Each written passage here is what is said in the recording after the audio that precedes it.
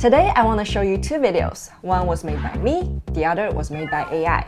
In the past year, we've seen major advancements in generative AI. There are programs that can write poems and essays, compose music, and create abstract art. And they have people questioning what it means for the future of creativity, something that we've typically considered uniquely human. I value my creativity and hoping to build a successful career as a video producer. But I have to confess, this is freaking me out a little bit. And I'm starting to wonder how much of my job could be done by an AI. So I'm going to make a simple video, a short explainer about the Shiba Inus.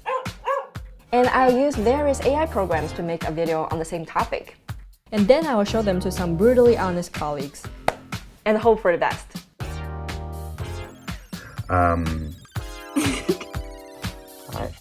I'm sorry, actually.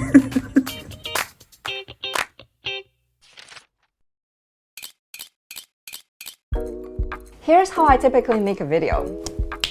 And here are all the AI programs I plan to use for each step. Script writing can sometimes take weeks. It's interviews, research, reading, writing, rewriting. But this video is simple, so the process was quick and painless. I spent about 30 minutes reading some articles online and wrote this. For the AI version, I'm using ChatGPT. It dropped a few months ago and has already written movie scripts, diagnosed patients, and even passed an MBA exam. And it has people worried it could disrupt a number of different industries. ChatGPT is of concern to professors such as myself because it can generate entire academic papers, which can lead to cases of plagiarism by students, and it could even challenge entire educational systems. But can it write a script for an internet video? Yes.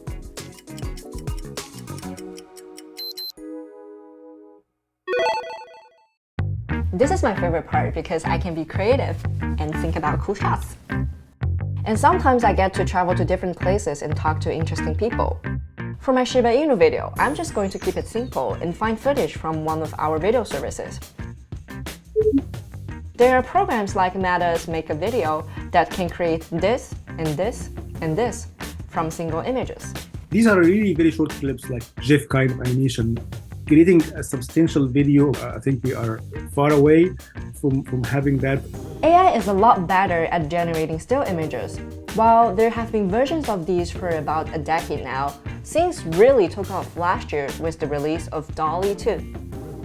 Last year, this AI-generated image won first place at the Colorado State Fair, which prompted a backlash from artists. So some artists are very worried about their intellectual property, human creativity becoming easily simulated. They might be worried about their work becoming obsolete in the near future. There's also the problem of how to compensate people whose original artwork was used to train those AI algorithms and potentially making money from these new pieces. I mean, as an artist, you can put your work on the public domain because you want to get known. You want to be able to know your work. The artists will find that their work has been used for training without their consent. I will use AI to source some existing licensed videos and pictures. I inputted my ChatGPT script into this program called Pictory, and here's what it came up with. Now it's time to record my voiceover.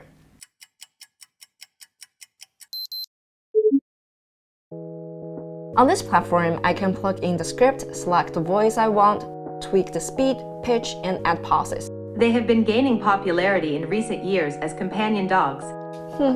It doesn't sound bad, but it's not me. But that could actually change soon. Microsoft is working on a text-to-speech model called dall-e that can simulate somebody's voice with a 3-second sample. It sounds a little bit sci-fi, but AI is already being used to recreate people's voices.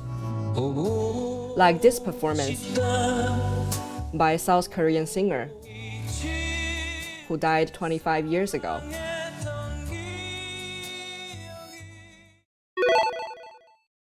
Okay, the last thing I need to add is music. First, I'll use a human-made song for mine.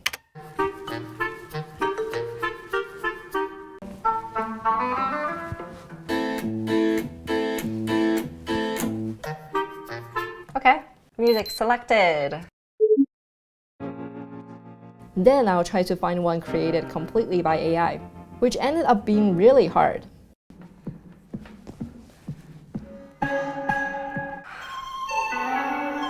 No. So I just ended up with a human-made song.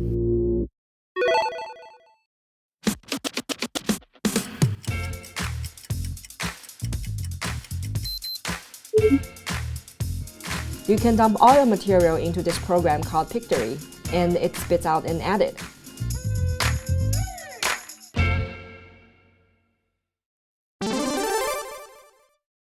Shiba Inu is a small to medium-sized breed of dog from Japan. Known for its spirited personality, good nature. Shiba Inu is a breed of hunting dog from Japan. It's a small and agile dog with an independent nature. I liked the second one. The use of the music, it seemed like it was more appropriate to the topic of the video. It was more lively. The second one, I could tell that that was your voice and it was like a human voice. The inflection was more human. The first one, it does sound like an AI voice. I think video 1 is the AI purely because they said small to medium-sized dog, and no one says that. The AI version surprised me at how good it is. Efficient-wise, AI definitely won, but quality-wise, I'll let you judge and let us know in the comments. Clearly, there's a long way to go before something like original video creation can be automated. And even though the AI version is so much faster than me, there's still a lot of me involved in making it. In that sense, it didn't feel that different from all the other ways I use automation in my work, from taking out the background, to transcribing and adding subtitles to the video. And AI at the end is a tool in the process. Yes, it is a creative tool. It can generate things that are new and surprising, but there's a human behind it. And the human behind it is the one who makes the arts. Beyond the concerns about jobs, there are the ethical issues with AI. We've already seen examples of AI-generated pictures, audio, or videos being confused for real ones, and some worry it is a powerful tool for misinformation. We have to have laws that enforces that any image or video generated by AI has to have a clear, visible watermark on it that say it is generated. Second, some hidden watermark that cannot be cropped or taken away. Another concern is the bias built into these AI tools. Any technology that is made by humans and for humans inherently contains bias. So if we think of AI as neutral, then we run the risk of replicating rather than dismantling existing systems of oppression and biased inequality.